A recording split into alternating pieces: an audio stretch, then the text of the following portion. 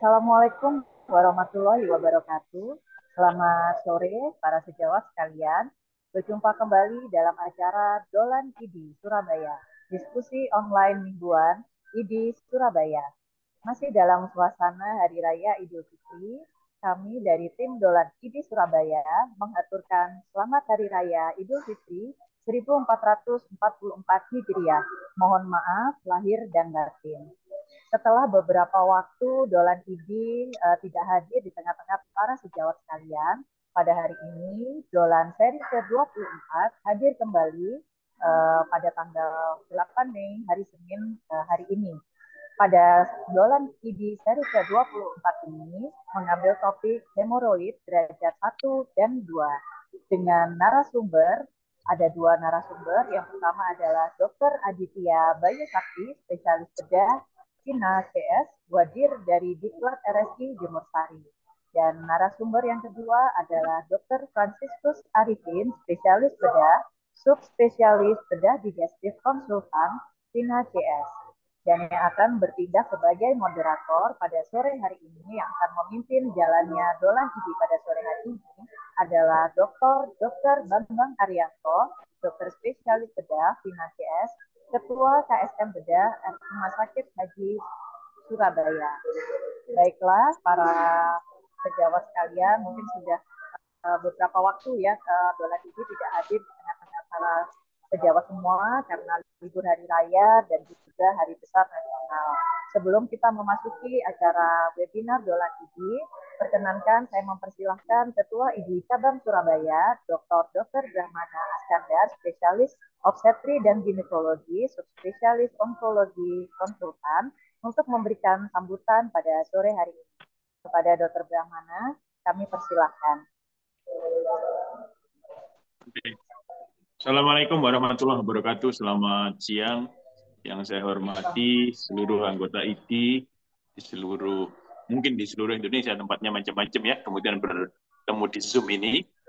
Kemudian yang terhormat juga moderator Dr. Bambu, senior saya, kemudian sejawat saya Dr. Aditya, kemudian Dr. Franz. Terima kasih banyak meluangkan waktu untuk sedekah ilmunya siang hari ini. Ya, kemudian Dr. Linda, Dr. Pandu, Dr. Charles, Dr. Farisal, yang awal acara dari minggu ke minggu, tidak terasa sudah ke-24 sekarang ya. Nah, ini sekaligus saya mohon izin untuk para semua anggota ID yang ada di Zoom ini, kita mendoakan teman-teman kita yang sedang memperjuangkan nasibnya lah, memperjuangkan supaya kedokteran di Indonesia lebih baik, yang ada di aksi damai, mudah-mudahan diberikan kemudahan dan kelancaran, dan mudah-mudahan tercapai tujuannya. Nah, topik pada siang hari ini kita berbicara mengenai hemoroid ya, karena penting dan banyak dijumpai di masyarakat, terutama juga mungkin di fasilitas primer. Nah, harusnya diapakan pada tahap pertama itu nanti bisa ditanyakan A sampai Z-nya. Di forum ini narasumbernya sudah sangat expert, langkah-langkah apa yang bisa dilakukan di vaskes primer. Mungkin itu saja, dan selanjutnya setiap hari Senin jam 15 sampai 16 Zoom ini tetap ada terus, dan segera login, mendapat wawasan, mendapat SKP secara gratis dari minggu ke minggu, kecuali tanggal merah. Ya. Sekali lagi mohon perkenannya untuk mendoakan sejawat kita yang sedang melaksanakan aksi damai, apapun itu adalah teman-teman kita, sejawat-sejawat kita, mudah-mudahan diberikan kemudahan dan lindungan Allah Subhanahu wa Ta'ala. Terima kasih, Dr. Linda. Wassalamualaikum warahmatullahi wabarakatuh. Waalaikumsalam warahmatullahi wabarakatuh. Terima kasih Dr. Brahmana. Ya, mungkin hari ini memang spesial ya Dok, pada tanggal hari ini Senin 8 Mei 2023, sejawat-sejawat kita semuanya sedang berjuang di Jakarta dalam aksi damai nasional untuk memperjuangkan aspirasi seluruh dokter ya, seluruh dokter di Indonesia. Mudah-mudahan semuanya selalu dalam lindungan Allah Subhanahu wa Ta'ala, dan apa yang kita perjuangkan dapat diridhoi dan dapat menghasilkan sesuatu yang baik, yang memang untuk bermanfaat untuk kita semua. Baik, untuk mempersingkat waktu, kita mungkin mulai saja acara Dolan ID seri ke-24 sore hari ini. Untuk selanjutnya saya serahkan kepada Dr. Bambang Haryanto, spesialis bedah FIMA CS, selaku moderator untuk memimpin jalannya Dolan ID seri ke-24 dengan topik hemoroid derajat 1 dan 2. Kepada Dr. Bambang Haryanto, saya persilahkan, Dok. Terima kasih. Terima kasih Dr. Linda, Dr. Pramana yang telah bekerjasama dengan PABI ya, PABI Surabaya Raya ya. Nah, terima kasih atas kerjasamanya dan memang kita membuktikan bahwa walaupun ada suatu perjuangan, tetapi edukasi dan pelayanan itu tetap berjalan dengan baik untuk membuktikan itu. Baik, supaya tidak berpanjang lebar, ya, saya ucapkan Assalamualaikum warahmatullahi wabarakatuh pada semua yang ikut pada acara Dolan ini. Kebetulan kita akan membicarakan mengenai hemoroid yang kasusnya banyak ya, cukup banyak ya. Prevalensinya itu 4,4% di dunia ya. Dan di Indonesia katanya sekitar 21,5 juta ya. Dan terus meningkat ya. 2030 juga meningkat dan kita semua pasti pernah menghadapi pasien dengan keluhan ya, keluhan di rektal ya, di anorektal ya, dan semua ya, dokter bedah, dokter general physician, dan kita akan bahas secara tuntas pada sore ini oleh pembicara-pembicara yang sehari-hari menangani ya, menghadapi pasien-pasien tersebut ya. Dokter Aditya dan Dokter Franz itu expertnya dalam penanganan ini. Kita mulai saja, monggo Dokter Aditya mungkin ada yang mau disampaikan. Ya, baik. Ini saya akan sampaikan presentasi dari saya, mungkin bisa kelihatan enggak ya ini? Slide saya bisa dilihat enggak? Belum, Dok. Oh, belum.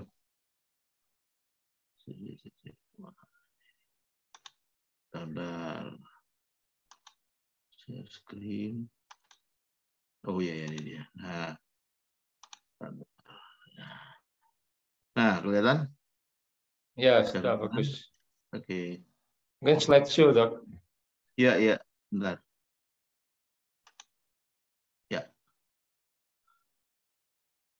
Ya, jadi selamat siang, Assalamualaikum warahmatullahi wabarakatuh. Saya Aditya dari bagian bedah di Rumah Sakit Islam Jember Sari. Yang siang ini diberikan kesempatan untuk sedikit membahas tentang apa sih itu hemoroid derajat 1 dan 2 terutama. Oke. Sebelumnya ya kita lihat overview-nya dulu bahwa yang disebut dengan hemoroid itu adalah terjadinya dilatasi vena di daerah rektal. Di mana angka kejadiannya di Indonesia cukup banyak, sekitar 10 jutaan pasien kurang lebihnya. Dengan prevalensi bisa terjadi pada laki-laki dan wanita, dan didominasi oleh pada usia di atas 50 tahun. Angka rata-rata kekambuhan itu sekitar 25% pada pasien-pasien dengan setelah menjalani operasi sekitar 2 tahun. Ya. Ini sedikit saja tentang patofisiologi, mungkin para sejawat sudah banyak yang paham ya. Jadi terjadinya hemoroid itu awalnya, jadi intinya adalah kerusakan dari anal kasien atau bantalan yang ada di anus. Penyebabnya bisa macam-macam, bisa terjadinya peningkatan abdominal pressure, kemudian proses penuaan, kemudian peningkatan anorectal blood flow, aliran darah, stasis dari pembuluh vena, kemudian inflamasi jaringan, kemudian untuk mechanical injury ini misalnya pasti kita pernah orang di kita sering bilang tuh berdigelen, berak yang keras, hard stool, ya seperti itu. Itu akhirnya mengakibatkan gangguan di anal cushion sehingga berakhir dengan penyakit yang disebut dengan wasir atau hemoroid ini. Ya. Ini untuk penjelasan berikutnya, ini adanya degeneratif dari connective tissue, ya, yang nomor 1 ini, kemudian ada yang prolap, ini dari hemoroid sendiri, kemudian yang ketiga stagnan, kemudiannya venanya, kemudian aktivasi dari leukosit, ini belum peradangan tadi, kemudian adanya rilis dari mediator-mediator peradang, kemudian sampai yang terakhir mengakibatkan nyeri, gatal, dan eritema dan prolaps. Nah, ini untuk simptom atau keluhan yang sering terjadi pada derajat-derajat awal yang sering adalah berak campur darah segar, atau setelah BAB itu disertai dengan netesnya darah segar. Kemudian yang kedua diikuti dengan rasa nyeri. Dan yang ketiga adalah rasa gatal. Kemudian yang keempat terasa tidak nyaman di anus, kemudian rasa seperti panas, dan yang terakhir ini sudah terjadi prolaps. Nah, tentunya untuk menentukan hemoroid ini ada klasifikasi dari Gallagher itu. Kalau yang masih derajat 1, grade 1 itu untuk ini yang interna, ya. Karena hemoroid itu ada yang internal, ada yang eksternal. Itu kalau yang internal itu derajat 1 masih belum terjadi prolaps. Kemudian derajat kedua itu sudah ada prolaps tetapi dia bisa kembali sendiri. Kemudian kalau yang derajat 3 ini harus dikembalikan atau direposisi dengan tangan. Nah, kalau sudah derajat 4 ini sudah terjadi prolaps dan penjeratan atau incarcerata. Nah, untuk pemeriksaannya mulai dari inspeksi, eksternal inspeksi, kemudian dilakukan digital rectal examination atau rectal touche, kemudian yang terakhir adalah dengan proctoscopy. Bisa lewati aja. Ini untuk terapi dari hemoroid, saya lewati aja. Jadi kalau masih derajat-derajat awal itu masih bisa kita gunakan terapi dengan menggunakan ini untuk mengurangi terjadinya hemoroid tadi. Nah, mungkin dari saya hanya itu, Dr. Bambang, yang bisa kami jelaskan, yaitu tentang bagaimana terjadinya hemoroid, terutama yang derajat 1 dan 2, dan tadi juga saya ikutkan sedikit, bahas sedikit tentang kalau derajat 1, 2, dan bahkan 3 itu masih ada tempat untuk kita melakukan terapi dengan obat-obatan. Itu aja yang bisa saya sharing saat ini, Ya. Dokter. Terima kasih, Dr. Aditya. Slide pembuka untuk bahan diskusi yang nanti kita diskusi dari pendengar, ya, audiens. Monggo, Dr. Frans, mungkin ada yang mau disampaikan sebelum kita diskusi. Terima kasih, Dr. Bambang. Sebentar saya coba cari slide-nya dulu, ya. Oke. Apa bisa dilihat, ya, di layar, Dr. Bambang? Sudah kelihatan slide-nya? Belum? Kelihatan. Sudah. Oke. Sekarang full screen, ya. Oke. Baik, ya. Saya mungkin akan kembali sedikit, ya, Dr. Bambang, Dr. Aditya tadi sudah menjelaskan banyak sekali tentang klinis dari hemoroid.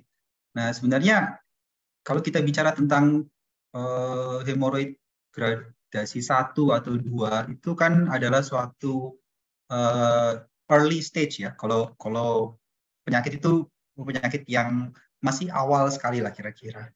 Nah, mungkin yang menjadi concern kita adalah bagaimana sih hemoroid itu terjadi begitu. Dan kalau kita tahu bagaimana dia terjadi, maka kita bisa mencoba untuk melakukan prevensi atau mungkin menghambat hemoroid itu berkembang dari grade 1 ke grade 2, dari grade 2 ke grade 3, dari grade 3 ke 4. Karena memang semakin berat derajat hemoroidnya, seperti yang disampaikan oleh Dr. Aditya tadi, itu kita akhirnya akan harus resort atau harus masuk ke tindakan operatif. Gitu. Nah, kita kan bicara stadium-stadium dini, dan karena itu akan sangat penting sekali untuk memahami bagaimana proses terjadinya hemoroid ini. Nah, kalau kita bicara tentang patofisiologi, karena hemoroid ini adalah kelainan bedah gitu ya, suatu anatomical change gitu, ada perubahan anatomis yang terjadi pada daerah anorektal, maka kita perlu untuk mencoba memahami dulu nih anorektal kita itu bagaimana sih ya. Menarik sebenarnya bahwa ada cabang ilmu khusus yang mempelajari daerah anorektal saja gitu ya, kita sebut sebagai proktologi. Dan kalau kita mendalami proktologi ini, semakin tampak bahwa organ yang kita lihat sebagai sesuatu yang itu kan cuma dubur doang gitu ya, ternyata dubur itu hebat banget gitu ya, artinya punya kelebihan-kelebihan dan punya fungsi-fungsi yang luar biasa yang kita tidak sadarin, tapi kalau sudah terjadi masalah baru bingung gitu, termasuk kalau terjadi hemoroid. Kalau enggak kan kita tiap hari ke kamar mandi, pokoknya aman lah gitulah, nggak ada masalah. Tapi begitu muncul ada hemoroid, kita kesulitan kamar mandi, berdarah, sakit, gatal, dan sebagainya. Baik, jadi dubur itu merupakan daerah transisi atau daerah perbatasan antara usus besar, ya usus yang jelas muskulaturnya, sistem otot-ototnya, dan serat-seratnya, sampai ke daerah di mana ada otot yang melingkar sebagai sphincter, jadi sebagai pembatas begitu, yang bisa kontraksi dan menutup dan bisa relaksasi dan membuka. Ya. Nah, fungsi dari otot-otot ini sangat mendukung proses buang air besar. Nah, tadi Dr. Aditya sudah menyampaikan bahwa proses buang air besar yang terganggu, ya, konstipasi, buang air besar yang keras, akan menyebabkan atau memicu perburukan atau bahkan memunculkan hemoroid. Ya, di samping itu, kalau kita sudah berhadapan dengan hemoroid, maka gangguan dalam proses defekasi, dalam proses buang air besar ini akan menyebabkan masalah atau menyebabkan komplikasi-komplikasi dari hemoroid, termasuk berdarah, termasuk mungkin rasa sakit, ya, karena kalau daerah yang sudah sensitif, yang sudah ada inflamasi di sana, kemudian dilewati oleh kotoran yang keras dan dalam jangka waktu yang panjang, maka akan terjadi rasa sakit yang hebat. Ya, jadi ini adalah gambaran dari anatomi otot-otot yang ada di sekitar dari dubur. Otot-otot ini volunteer, ya, sebagian bisa bekerja secara volunteer, jadi kita bisa ngempet lah kira-kira gitu. Ya, tapi di sisi lain ada juga yang bekerja secara involunteer, yang otot polosnya yang mendorong atau menyebabkan peristaltik yang mendorong ke bawah itu terjadi secara involunteer. Nah, kemudian kalau kita lihat dari irisan melintang anatomi dari daerah dubur itu, ini ada yang kita sebut yang penting sekali untuk kita ingat adalah bahwa ada yang kita sebut sebagai linea dentata. Ya, linea dentata ini adalah garis batas dari hemoroid interna dengan hemoroid eksterna. Ya, kalau tadi disampaikan Dr. Aditya bahwa ada hemoroid dalam, istilahnya ya orang awam bilang, atau hemoroid dan hemoroid luar, dan ini memiliki proses perkembangan atau proses patologi yang berbeda. Ya. Nah, di sampingnya ada otot-otot yang melingkar yang kita sebut sebagai anal sphincter. Tadi disinggung juga bahwa hemoroid ini adalah gangguan dari anal cushion. Apa sih anal cushion? Anal cushion itu dibentuk oleh jaringan-jaringan ikat yang ada di bawah dari mukosa dubur, tetapi di atas dari otot. Ya, jadi ini yang putih-putih ini kita sebut sebagai anal cushion. Yang di dalam ini yang ada warna ungu ini adalah plexus hemorrhoidalis. Jadi plexus hemorrhoidalis itu sebenarnya memang ada di sana gitu, memang normally ada di sana. Nah, dia menjadi patologis kalau plexus hemorrhoidalis ini kemudian mengembang dan membesar. Nah, ini tadi gambaran yang separuh kira-kira ya sama saja. Nah, plexus yang eksternal itu berada di daerah sini, di bawah ini. Ini external hemorrhoidal plexus, sementara yang di atas linea dentata ini adalah internal rectal venous plexus, atau kita sebut juga sebagai nama lainnya adalah plexus hemorrhoidalis internal. Nah, bagaimana hubungannya dengan pembuluh darah? Jadi sebenarnya arterial supply dari daerah rektum atau anus itu dua yang utama, yaitu tiga ya maaf, superior rektal, tapi ini tidak terlalu, ini pada rektum yang sepertiga proksimal, sementara yang paling banyak adalah middle dan inferior rectal artery. Ya, sementara sistem venanya itu mengikuti seperti gambar yang ada di samping kiri ini. Jadi ada plexus venosus eksternal dan kemudian juga ada plexus venosus internal yang oleh middle rectal artery. Problemnya adalah bahwa karena hemoroid ini terdiri dari plexus, ya, dibentuk oleh plexus. Jadi pembuluh darah itu saling berhubungan, saling istilahnya tidak lurus-lurus satu cabang saja, tapi juga saling membentuk suatu rantai atau cabang-cabang yang saling berhubungan. Dan yang kedua adalah pembesaran dari hemoroidnya sendiri bisa merupakan pelebaran dari vena, tetapi juga bisa disertai atau dipicu oleh pelebaran arterial. Jadi gambarannya ini kayak gini, kalau kita potong hemoroid melintang itu di dalamnya ada cabang-cabang vena, tetapi juga ada cabang-cabang arteri.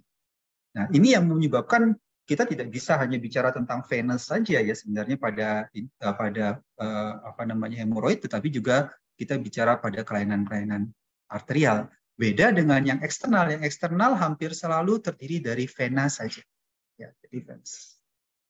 Nah, oke, jadi kembali lagi, kalau kita mau buang air besar, nggak boleh keras gitu kira-kira, maka ada fisiologi dari dubur. Nah, dan fisiologi dari dubur ini dibentuk atau dipengaruhi oleh berbagai macam otot.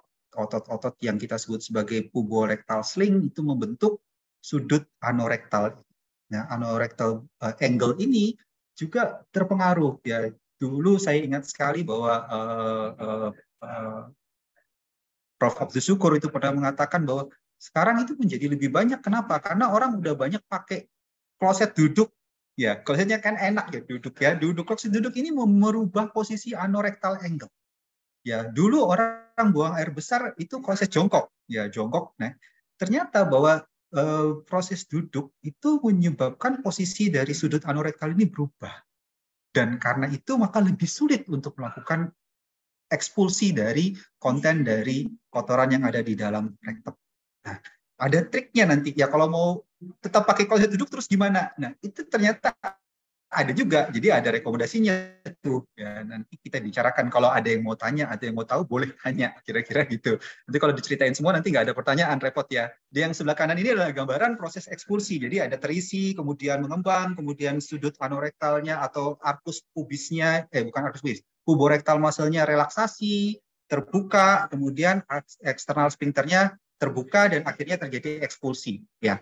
Jadi kira-kira ini adalah gambaran-gambaran sederhana dari proses defekasi. Kita bisa mengevaluasi proses ini kalau kita mencurigai bahwa hemoroidnya itu dipicu oleh gangguan dari fungsi ekspulsi dari daerah anus dan rektum. Kira itu dulu Dr. Bambang dari saya, mungkin sebagai pemicu diskusi saja. Saya harap mungkin ada yang tertarik juga gitu kira-kira untuk ngurusin dubur nih kira-kira. Iya, ya. Saya kembalikan Dr. Bambang, dok. Menarik sekali, Dr. Franz, Dr. Aditya, jadi menarik sekali.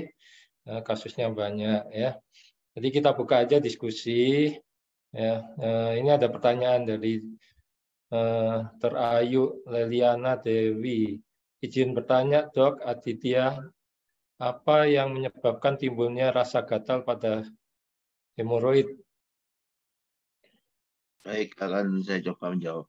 Jadi pada hemoroid tadi bisa saya katakan bahwa dengan adanya tonjolan itu maka lama-lama tonjolan yang ada di dalam anus itu akan teriritasi. Nah, iritasinya karena kotoran kita sendiri. Lama-lama terjadilah pembentukan lendir. Kemudian dari bentukan lendir inilah yang mengakibatkan di hemoroid itu terasa gatal. Tuh. Ya, sering begitu. Ya, betul sekali, Dr. Aditya. Iritasi ya, dan gatal itu adalah nyeri yang paling ringan. Ya, jadi gatal nyeri karena iritasi tadi. Kemudian ada pertanyaan lagi, mungkin untuk metode seatbed apakah masih boleh digunakan? Dan untuk pengobatan dengan povidone iodin, apakah masih boleh, Dok? Mungkin Dr. Franz, mungkin bisa. Ya, ya baik. Mungkin sedikit tadi ya menambah juga bahwa apa sih yang menyebabkan gatal? Yang menyebabkan gatal karena inflamasi. Ya, jadi problem dari tonjolan itu mukosanya menjadi meradang, menjadi inflamasi dan terjadi hipersensitisasi. Ya, jadi lebih kalau inflamasi kan ada pelepasan histamin. Ya, mungkin Dokter Linda nih ahlinya nih, spesialis kulit ini Dokter Linda ini. Kalau gatal itu adalah tanda utama itu pada kelainan kulit. Tapi sama. Ya, yang perlu diingat adalah bahwa kita berhadapan dubur itu adalah tadi saya bilang pintu gerbang batas ya antara daerah kulit dengan daerah mukosa ya. Nah, proses patologi yang terjadi di kulit itu bisa terjadi di daerah dubur juga ya, terutama kalau misalnya yang kita hadapi adalah suatu eksternal hemoroid. Baik, kembali ke seat bath ya. Jadi seat bath ini menarik ya. Jadi seat bath ini tetap masih direkomendasikan saat ini, tetap masih direkomendasikan terutama untuk menghilangkan atau mengurangi inflamasi. Nah, itu saya hubungkan lagi ya, dihubungkan lagi bahwa problem dari hemoroid ini kan tidak semata-mata hanya kelainan anatomisnya saja. Kelainan anatomis terjadi penonjolan dari plexus hemoroidalis ini terjadi proses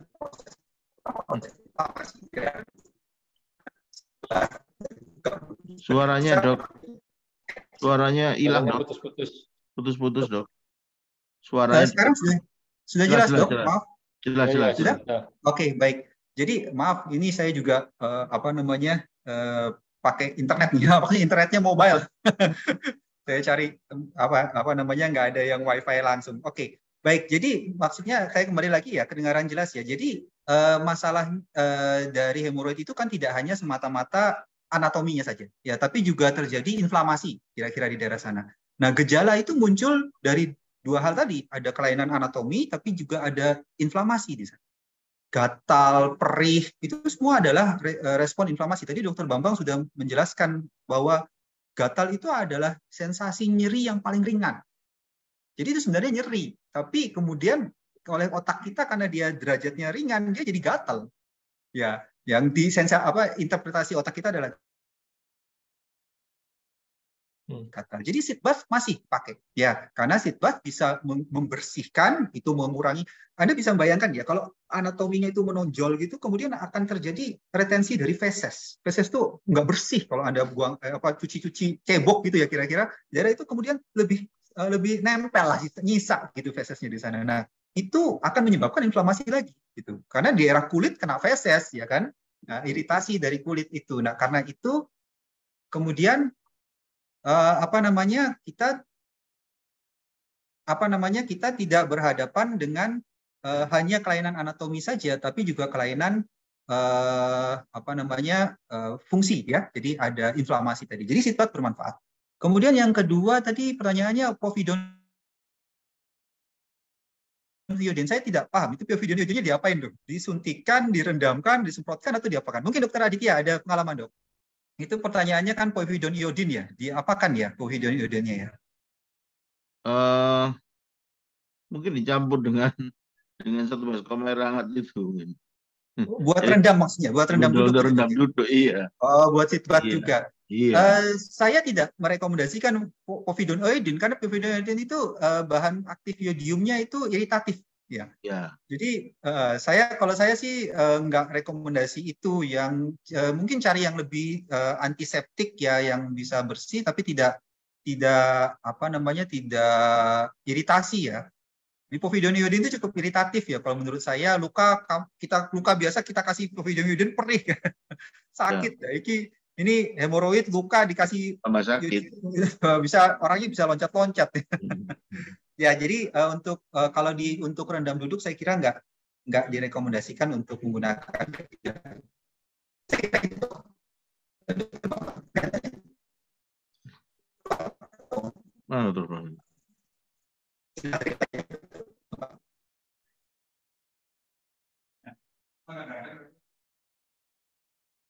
Ya.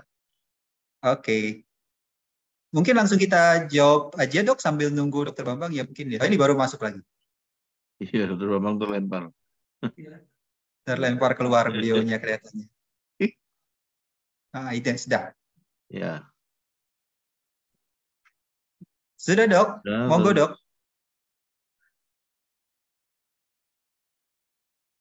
Ini, Dok. Pertanyaan berikutnya, Dr. Bambang. Mic-nya sudah nyala, Dokter. Iya, Dok. Dokter Bambang, mic-nya masih mute, Mic-nya Dok. masih mute, mic. Ya. Ya, ini ada pertanyaan mengenai posisi BAB yang baik supaya tidak terjadi hemoroid. Oke. Jongkok ya. Iya, tadi udah ya. Jadi begini, Jongkok. sebenarnya bukan masalah hemoroidnya sendiri ya, tapi faktor resiko kan tadi ya, kita beraknya keras. Nah, ada dua hal sih yang menyebabkan kenapa kloset duduk itu tadi menjadi masalah ya. Satu, orang lama di kamar mandi. Ya, jadi orang duduk buang air besar itu kan sebenarnya hanya evakuasi aja, tapi karena enak duduk sambil ngerokok, gitu ya kadang-kadang. Jokesnya itu malah gini, Dr. Franz. Ini Gimana, mau Dok? BAB atau mau baca buku gitu loh. Baca gitu. Baca koran, baca buku. Padahal kan bayangin aja tuh daerah dubur kita diletakkan di bagian yang paling rendah di kanan kan. Nah itu. Jadi betul bahwa yang direkomendasikan adalah untuk posisi yang paling bagus adalah jongkok. Jongkok itu akan mempermudah defekasi, akan mempermudah evakuasi dari feses. Tetapi, nah ini kan masa kita mau ganti semua, kita rekomendasikan pasien ganti semua klosetnya ke kloset jongkok kan enggak ya. Nah untuk mengakomodasi posisi dari anorektal sling tadi atau sudut anorektal tadi, kita bisa menambahkan ganjalan atau bangku kakinya ini. Angkat ke atas. Jadi kita tetap duduk ya di atas kloset, tetapi kakinya ditinggikan kira-kira sekitar 30-40 cm. Pakai bangku kecil gitu ya. Ya jadi sehingga sudut dari anorektal tadi kemudian menjadi lebih akomodatif untuk melakukan evakuasi atau defekasi. Jadi solusinya itu. Ganjel, kakinya diganjel. Ganjel setelah mendekati jongkok, posisi jongkok lah. Iya, mirip-mirip dengan posisi jongkok. Betul, Dok. Iya. Ini dengan kemajuan teknologi ini biasanya ke belakangnya juga dengan bacaan HP gitu, asik baca HP gitu. Ini ada pertanyaan lagi mungkin menarik sekali, banyak pertanyaannya. Mungkin Dr. Aditya mungkin ya. Apakah makan sayur dan buah setiap makan berpengaruh agar BAB lancar? Juga cukup minum caranya untuk mencegah hemoroid? Terima kasih, Dokter. Gimana? Ya, jadi memang sayuran ya, buah-buahan, kemudian minum cairan yang cukup, artinya cairan itu ya minum air putih yang cukup, itu cukup sangat membantu bahkan untuk pada saat kita melakukan defekasi atau saat buang hajat atau BAB. Karena itu juga berpengaruh kalau yang dimakan itu kurang sayur, kurang buah, itu juga akhirnya yang timbul tadi beraknya jadi keras. Ya, jadi hard stool itu berak jadi keras. Itu kalau semakin kita mengejan, kalau dia sudah ada bakat untuk pelebaran pembuluh darah vena tadi, semakin melebar, akhirnya semakin melebar dari derajat 1 sampai terjadinya strangulasi tadi. Itu karena pola hidup kita aja sebetulnya, itu pola hidup kita sendiri. Seperti itu. Mungkin tidak? Iya, benar. Jadi ada perubahan pola hidup anak-anak pemuda, anak-anak sekarang ya. Maka dia malah menghindari sayur dan buah, padahal itu penting sekali untuk kelancaran pada waktu defekasi supaya tidak terjadi hemoroid ya. Bagus. Ini ada pertanyaan lagi, Ambiven boleh digunakan? Mungkin Dr. Franz? Iya, jadi gini, memang kita ini nggak punya obat. Kalau mau jujur ya, kita nggak punya obat yang betul-betul dalam tanda petik menyelesaikan masalah hemoroid, itu kira-kira ya. Nah, Ambiven itu adalah jamu dalam tanda petik ya, jadi bukan dalam tanda petik ya, memang jamu. Dia campuran dari berbagai macam bahan alamiah yang tujuannya sebenarnya adalah untuk memperlancar aliran darah di daerah dubur.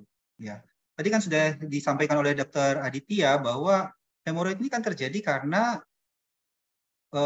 stagnasi ya. Jadi ada tekanan yang tinggi, pressure yang tinggi di daerah dubur yang menyebabkan pembuluh darah di sana tuh mengembang seperti balon gitu. Ya. Dia bisa kempes karena pembuluh darah kan ada aliran darahnya kembali. Tetapi dia kalau kita tekan ke sana, kita berikan pressure ke sana, maka daerah plexus itu yang sudah dindingnya lemah, ya tadi disebut anal cushion-nya lemah, penyangganya lemah, itu melentung kayak balon gitu. Nah, jadi obat-obatan yang kita punya sekarang ini itu sebagian besar memang tujuannya adalah untuk melancarkan, ya, membuat aliran darah vena, aliran darah balik di daerah dubur itu menjadi lebih flow-nya lebih bagus lah gitu. Saya sih lihat bahwa memang sebagian besar obat-obatan termasuk yang diproduksi oleh pabrik ya, tidak hanya jamu, istrinya juga aslinya dari jamu tuh. Kayak diosmin hesperidin itu sebenarnya adalah isi atau ekstrak dari kulit jeruk kira-kira gitu. Ya. Jadi memang apa yang kita hadapi atau yang kita miliki sekarang ini memang lebih ke arah bagaimana supaya tidak terjadi stagnasi, ya, stagnasi dari aliran darah di daerah dubur. Kalau dia udah mentol, ya. Jadi kalau kita kasih obat mau Ambeven, mau apa yang boleh nyebut merek dagang apa enggak ya nggak tahu, ada macam-macam lah. Ya isinya diosmin hesperidin itu juga sama. Jadi dia membuka atau melancarkan aliran darah di daerah dubur itu sehingga aliran darah tidak terjadi stagnasi. Nah, kalau stagnasi kan kalau dia lancar balonnya tadi itu kempes gitu kira-kira. Ya. Tetapi sekali lagi yang memang jadi masalah adalah bahwa sudah terbentuk kantong. Ya, jadi kalau balon itu sudah ada balonnya, mau terisi atau mau kosong, ya tetap sudah ada balonnya. Memang pada akhirnya kalau balon ini sudah sedemikian besar, secara klinis kita sebut sebagai gradasi grade 3, balonnya kan udah gede banget tuh. Bisa keluar tapi nggak bisa masuk lagi kecuali kalau didorong. Nah itu ya balonnya harus di-attack gitu ya, dilakukan sesuatu untuk balonnya. Itu tugas nanti. Itu kalau kita bicara lebih lanjut, hemoroid grade 3, grade 4, di mana balon-balon ini kita merupakan sasaran terapi kita, ya, sasaran pengobatan kita. Kira-kira begitu Dokter Bambang. Jadi boleh, nggak masalah, ya. Tetapi harus ingat bahwa tidak semua memberikan respon yang sama. Hemoroid yang sudah trombosis hampir selalu tidak berespon, ya. Terutama hemoroid eksterna itu tidak berespon bagus dengan obat-obatan oral yang kita miliki saat ini. Ya, terima kasih Dr. Franz. Ya, semoga Dr. Jari Solihin bisa terjawab ya. Jadi yang penting adalah sebenarnya adalah bagaimana supaya tidak terjadi ya pencegahannya. Jadi yang penting adalah pola makan ini dari Dr. Betty, mungkin Dr. Aditya ini. Apakah pola makanan dapat menyebabkan hemoroid? Ya, ini hampir mirip dengan yang tadi ya. Ya. Pola makan tadi yang mirip dengan yang tadi. Jadi pola makan ya tetap ya bisa menimbulkan hemoroid ya. Oleh karena itu kan biasanya kalau kita suka konsumsi steak atau apa daging itu kan selalu memang di situ ada sayur. Karena sayur cuma dilirik aja. Yang dimakan steaknya sayuran enggak. Padahal kalau yang betul tuh ya sayur itu bukan cuma pajangan aja, itu mesti dimakan dulu. Baru setelah itu dagingnya. Jadi seimbang antara sayur dengan daging. Dan kalau bisa hindari memang banyak makan daging itu. Jadi mungkin bisa diganti dengan kayak daging ikan itu mungkin lebih bersahabat daripada daging yang merah atau daging ayam gitu ya. Tapi yang jelas harus ada sayur dan buah-buahan dan disertai dengan minum air putih yang cukup kalau kita memang pekerjaannya menyita waktu untuk yang di outdoor terutama yang panas sehingga untuk mencegah terjadinya kekurangan cairan. Dehidrasi aja bisa menimbulkan sulit BAB bisa. Nggak, dehidrasi itu nggak harus selalu di tempat panas juga. Karena di tempat ber-AC itu kita nggak kerasa kan. Dingin nggak minum. Karena dingin nggak terasa dehidrasi seperti itu. Jadi kembali lagi kalau saya secara keseluruhan ya tadi karena pola hidup kita ini sudah berbeda dengan dahulu ya akhirnya menimbulkan efek hemoroid ini. Seperti itu Dr. Bambang. Ya, terima kasih Dr. Aditya. Ini ada pertanyaan dari siapa ya? Anonymous. Ya. Jadi selamat siang, izin bertanya bagaimana keamanan FFP pada kehamilan? Apa ya maksudnya FFP ya? Ini dimaksud tadi Hiosmin-Disperidin itu dok, MPFF mungkin. Yang apa ekstrak jeruk seperti kata Dr. Frans itu. Iya, kalau saya rasa kalau yang namanya apa herbal itu ya enggak banyak berpengaruh sih untuk kehamilan. Justru malah yang harus kita garis bawahi, justru hemoroid itu terjadi pada saat kebanyakan wanita, ya nggak kebanyakan sih, wanita dengan adanya predisposisi, ada bakat seperti itu, ada hemoroid. Sehingga waktu hamil itu malah lebih berat, karena kan ada bayi. Bayi di situ akan mengganggu venous return kan gitu. Itu yang akhirnya menyebabkan kantong yang tadinya kantong itu tanda kutip kecil, nah karena venous return terganggu, kantong tambah melar gitu. Setelah bayi lahir, biasanya hemoroid itu akan hilang-hilang sendiri. Kalau dia masih reversible, karena kalau sudah ada kantong yang melar, irreversible ya mau nggak mau tadi yang paling nggak disukai operasi kan gitu. Operasi itu pilihan terakhir itu, nggak terus. Jangan khawatir kalau kadang-kadang datang ada yang takut pasien takut dioperasi. Nah, kita lihat gradingnya dulu. Selama kita masih bisa melakukan pendekatan secara pola hidup, kemudian pola diet, kemudian masih bisa kita gunakan terapi dengan obat, itu kita ambil cara itu. Mungkin Dr. Fran mau menambahi? Silakan, Dok. Sekali, ya. Jadi operatif ya itu memang koreksi anatomi. Ya, artinya memang kita melakukan koreksi terhadap anatomi, terhadap anal cushion tergantung dari tekniknya ya. Tetapi memang pada dasarnya adalah kalau dia masih sangat goal treatment dari hemoroid adalah gejala, simptom, ya, bukan koreksi anatomi sebenarnya. Ya, jadi itu yang penting kita pahami bersama. Ya, semua upaya pengobatan pada hemoroid, semua upaya treatment adalah to control the symptom, mengendalikan gejala. Nah, sekarang cara apa yang bisa dilakukan untuk mengendalikan gejala? Ya, banyak. Ya, itu kan saya katakan kita sudah diskusikan tadi banyak. Bagaimana kita buang air besar, bagaimana posisi kita buang air besar, bagaimana kita dietnya, kotoran yang harus keluar bagaimana. Itu semua bisa mempengaruhi gejala itu muncul apa tidak. Ya, jadi penting teman-teman dokter semua juga untuk memahami bahwa tujuan kita tuh bukan menghilangkan benjolan kok, bukan. Tujuan kita adalah mengendalikan gejala. Ya, kalau gejala itu terkendali dengan obat ya sudah cukup. Ya kan tidak perlu kita lakukan tindakan operasi. Kalau gejala itu terkendali dengan sit bath ya sudah cukup, gitu kan. Kalau gejala itu dengan kombinasi dari diet, postur, posisi buang air besar, kemudian mengurangi konstipasi, itu hilang gejalanya atau terkendali gejalanya sudah cukup, gitu ya. Jadi memang poinnya adalah goal terapi itu penting untuk kita pahami bersama pada hemoroid adalah mengendalikan gejala. Saya kira itu Dokter Bambang, Dokter Aditya. Ya, bagus sekali. Hanya sekali mengenai posisi BAB dengan duduk tadi ya, banyak pertanyaan dan mungkin sudah terjawab tadi ya, supaya posisinya mungkin dibantu ada tingklik ya. Ini ada pertanyaan, saran apa di vaskes primer ya?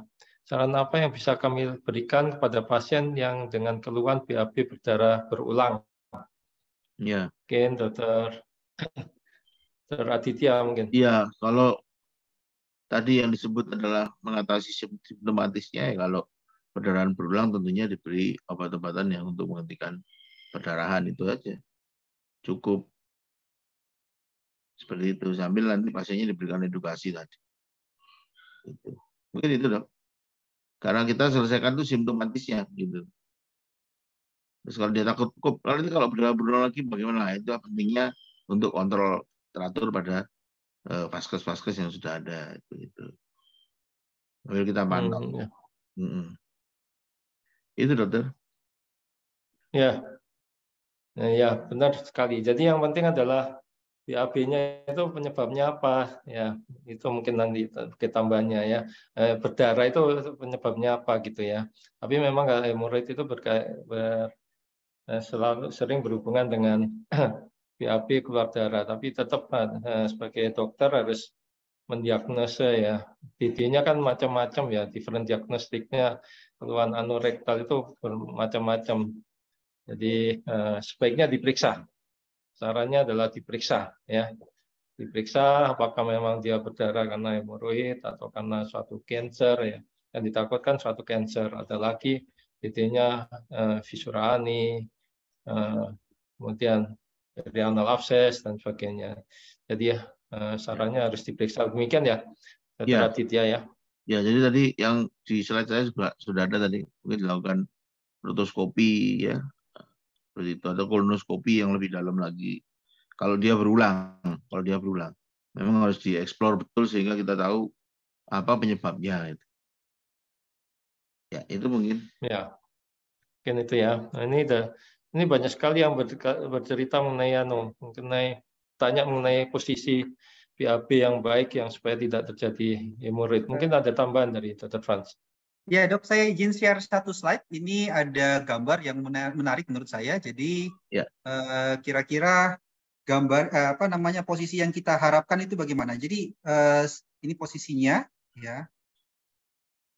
Yang tadi banyak ya menanyakan. Jadi sudut dari anal kanal ini disebut sebagai anorektal angle tadi ya, atau sudut anorektal ya. Kalau kita posisi 90 derajat seperti ini di kursi atau di sitting posture ya, atau postur duduk di di tempat WAB ini 90 derajat, maka yang terjadi adalah ini ya.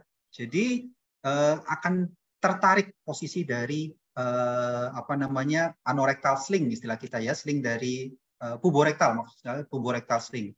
Begitu kita majukan posisi tubuhnya dan kemudian kita angkat kakinya, ya. Jadi ini membentuk sudut yang lebih pendek, lebih kecil, bukan 90 lagi tapi sekitar 30, 35 sampai 45 derajat, maka kita akan menyebabkan relaksasi dari puborektal sling. Nah, puborektal sling ini yang gambarannya seperti huruf U ini sederhana, otot yang tadi yang saya gambarkan sederhana. Nah, pada itu kalau relaksasi dari puborektal sling ini, maka tahanan di rektum itu akan kecil, ya, sehingga tidak dibutuhkan pressure yang besar untuk mengevakuasi isi dari rektum. Ya, nah ini yang tadi sederhana sekali bahwa kita tinggal menampung. Kalau kita tetap nggak mau ganti klosetnya, ya kita pakai posisi ini. Kita pakai posisi di mana kita naikkan kakinya dan badannya dimajukan sedikit ke depan, sehingga sudutnya kemudian menjadi lebih sempit ketimbang 90 derajat, itu menjadi lebih kecil, jadi sekitar 35 sampai 45 derajat. Ya enggak harus persis banget, tapi kita bisa merasakan kok, nanti dicoba, kalau mau dicoba sebelum ditanyakan direkomendasikan ke pasien, coba aja di rumah sendiri, bahwa ini akan menjadi lebih mudah untuk evakuasi fesesnya, apalagi kalau feses itu lebih padat. Satu hal yang saya sangat perlu menggarisbawahi yang disampaikan Dr. Bambang dan Dr. Aditya tadi, untuk keluar darah dari dubur itu tidak selalu hemoroid ya. Itu yang harus dipastikan, karena memang kami ahli bedah seringkali mendapatkan rujukan hemoroid berkali-kali ya dengan hemoroid, tapi ternyata bukan hemoroid ya. Yang bisa penyakit benign lain tadi sudah disebutkan, ada viscera ani, kemudian ada abses perianal, ada macam-macam.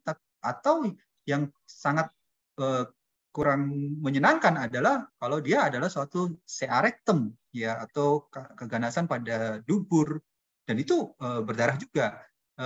Beberapa pasien yang lain saya pernah mendapatkan juga keluar darah berulang itu infeksi amuba.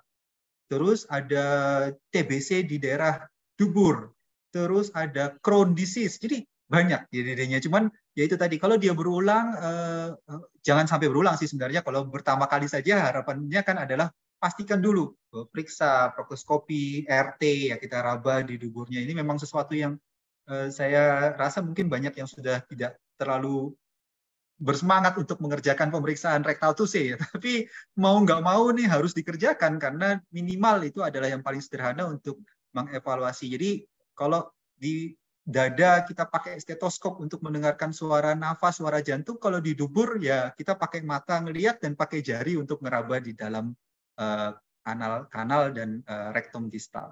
Saya kira itu Dr. Bambang, terima kasih. Ya, makasih ya.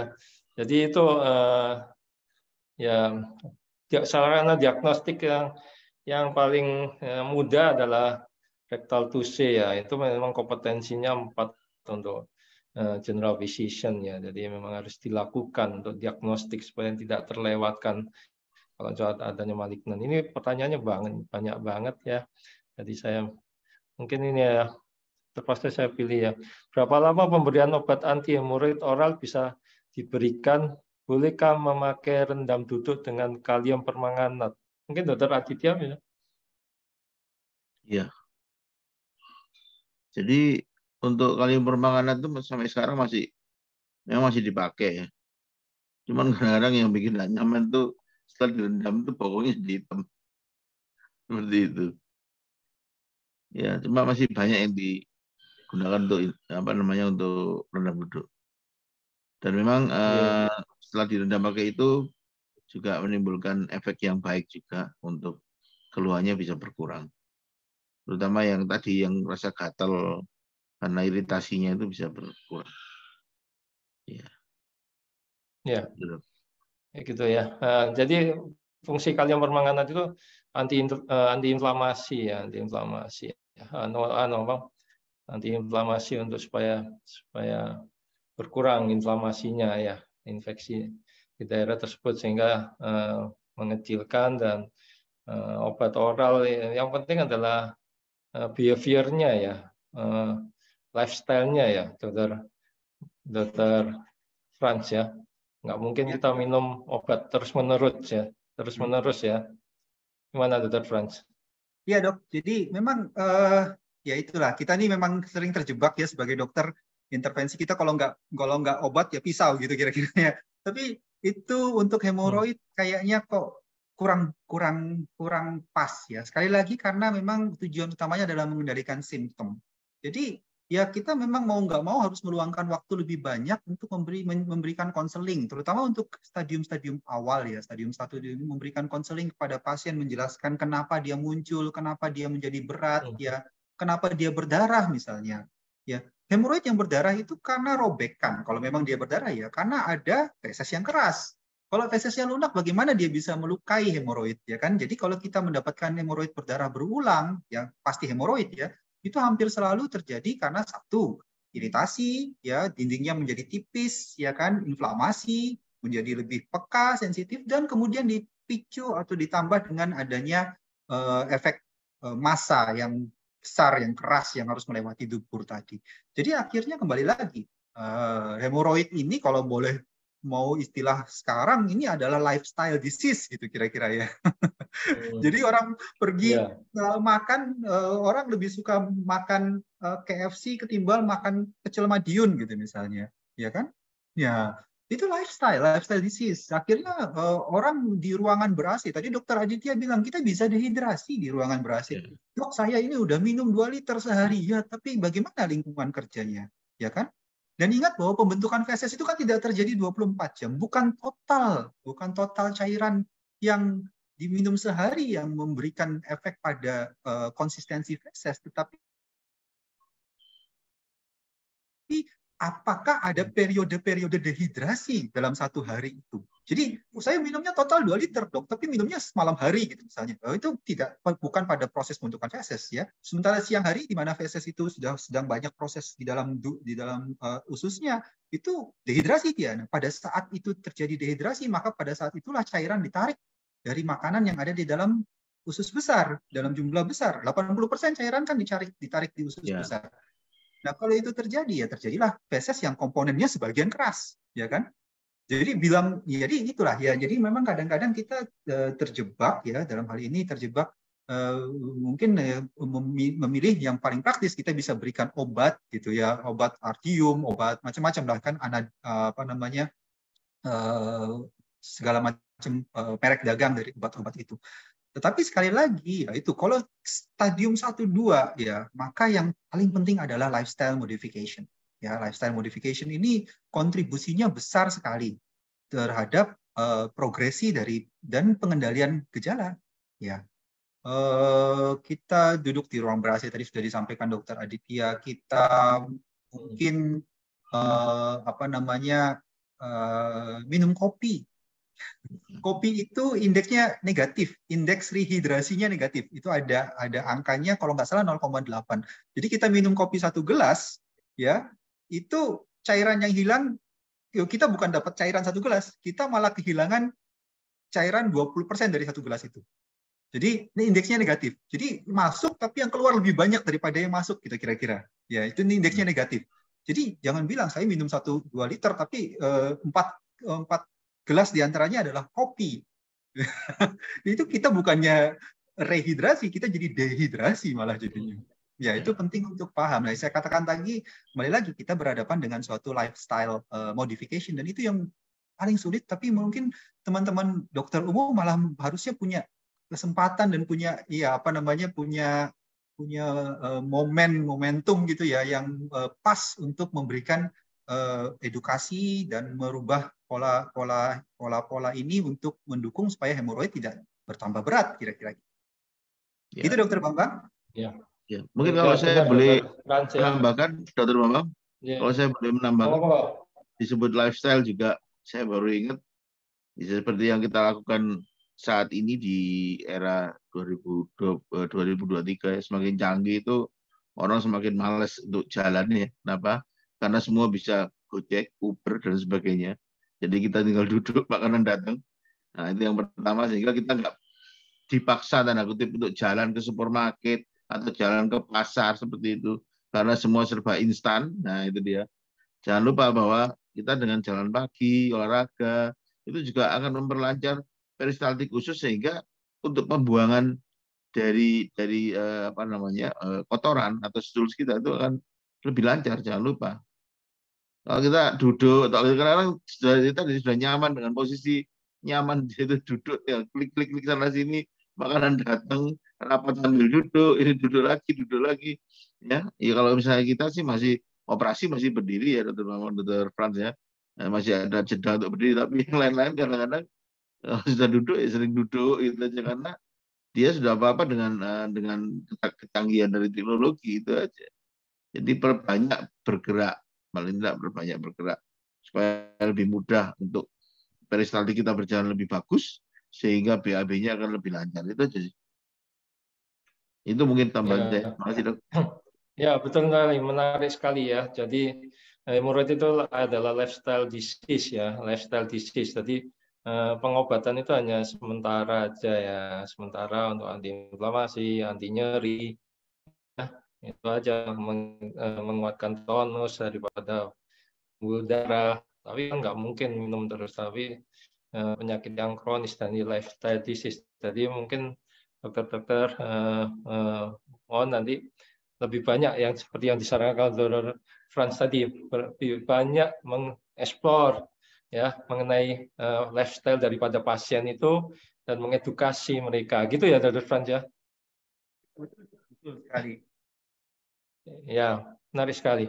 Kemudian ini ada yang bertanya, beberapa yang bertanya mengenai kaitannya hemoroid dengan kehamilan, ya, obat apa yang boleh diberikan kalau umpamanya ada hemoroid pada kehamilan. Memang banyak sekali, beberapa kasus sering kita dikonsuli oleh dokter obgyn, dokter pasien dengan hamil kemudian ada hemoroid.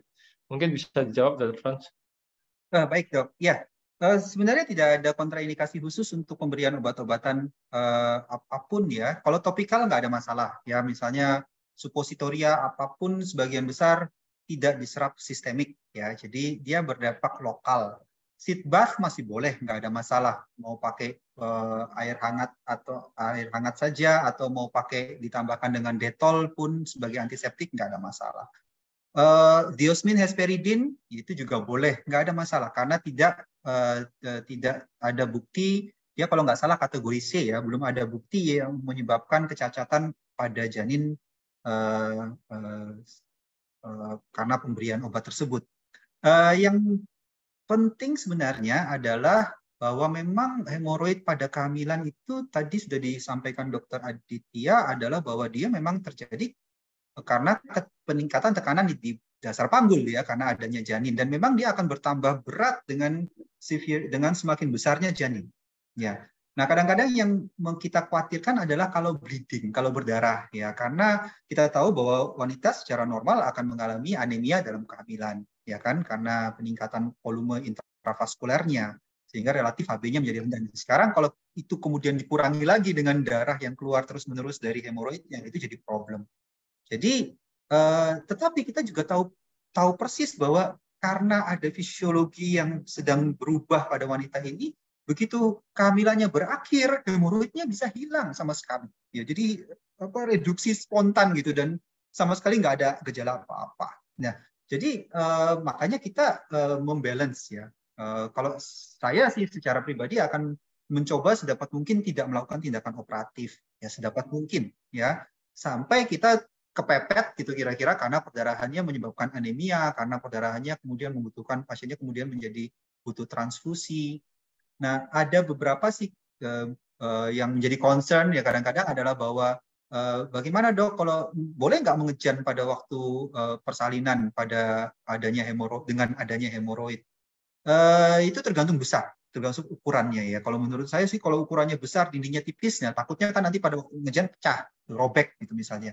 Tapi kalau dia ukurannya kecil, kemudian apa namanya dindingnya cukup tebal, itu kan selalu harus kita evaluasi ya. Kita lihat dekat-dekat mau partus itu kita lihat. Oh ini dindingnya masih bagus, dindingnya tebal ya. Resiko perdarahannya kecil ya nggak apa-apa mengejan. Ya mengejan sehingga kita tidak khawatir adanya perdarahan.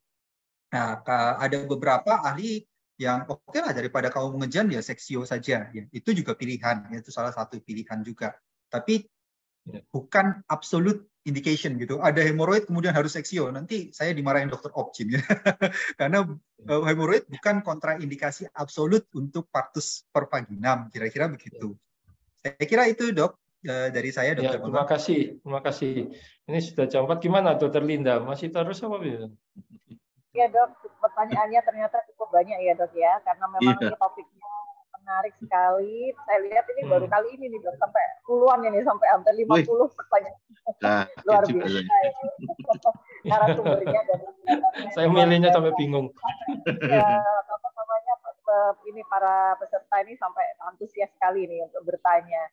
Ya, tapi mungkin nanti bisa kita record ya dok ya untuk Q&A pertanyaan yang ada. Barangkali nanti mungkin bisa di email dijawab secara tertulis begitu dok. Kalau memang mungkin bisa dipilih nanti yang belum sempat terjawab saja dok, mungkin atau belum sempat terbahas.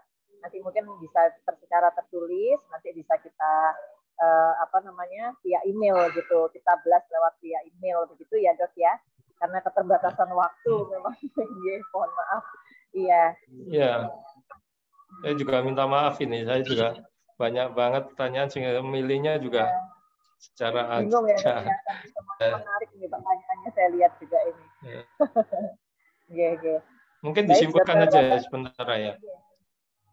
Iya, monggo dok. Disimpulkan ya. Terakhir, ya mungkin disimpulkan aja dari pertanyaan yang bagus ya.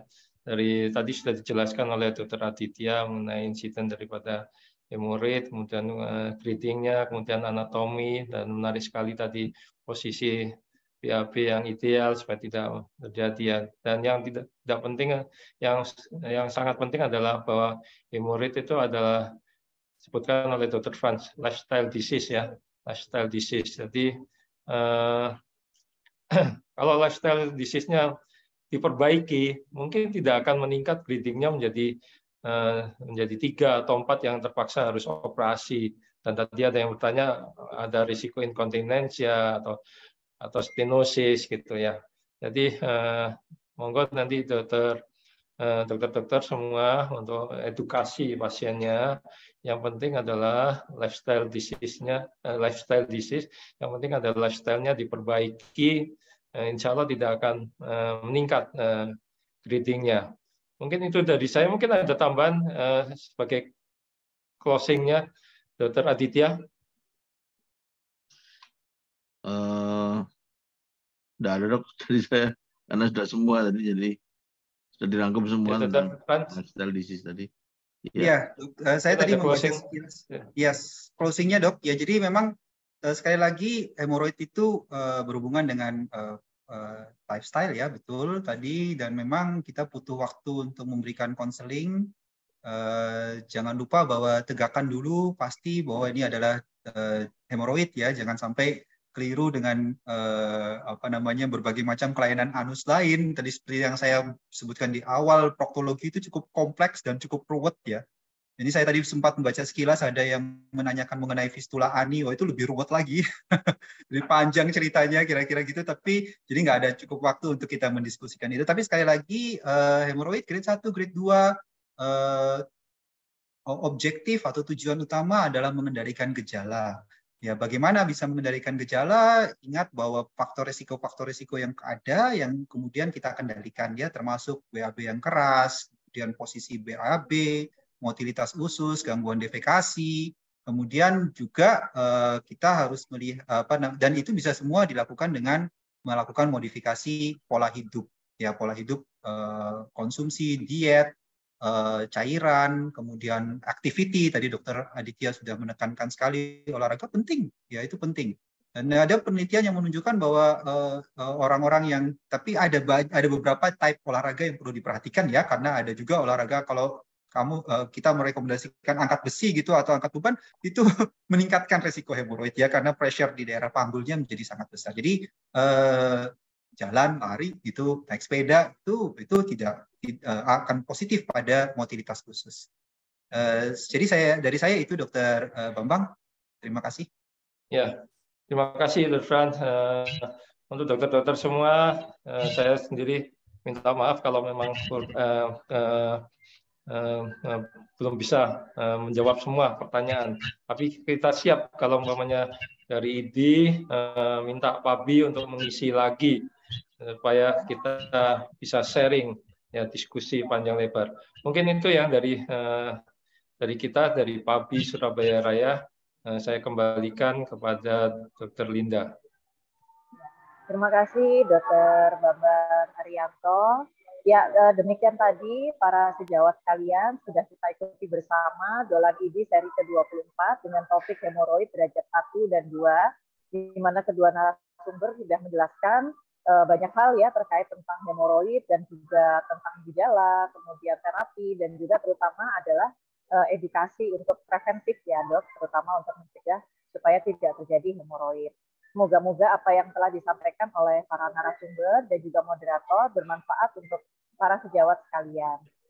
Dan kami dari tim Dolan ID mengucapkan terima kasih yang sebesar-besarnya kepada Pak Bi, juga kepada Dr. Bambang Arianto, Dr. Aditya Bayu Sakti, dan Dr. Franciscus Arifin yang sudah berkenan untuk mengisi Dolan ID Surabaya. Mudah-mudahan nanti kita bisa berjumpa kembali di Dolan ID seri berikutnya dengan topik yang tidak kalah menarik ya Dok ya, karena hari ini juga sangat antusias semua peserta untuk bertanya, sampai pertanyaannya hampir 50 pertanyaan. Jadi tadi mungkin mohon maaf kalau mungkin ada pertanyaan yang belum terjawab. Nanti kami akan berusaha untuk mungkin menampung pertanyaan tersebut, dan mungkin kalau memungkinkan akan kita jawab secara tertulis ya Dok, melalui PABI dan ID. Nanti mungkin akan bisa disampaikan kepada peserta Dolan ID. Dengan demikian saya tutup acara Dolan ID seri ke-24.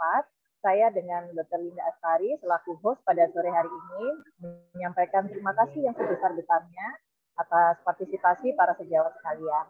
Mohon maaf apabila ada kekurangan pada pelaksanaan Dolan seri ke-24 ini.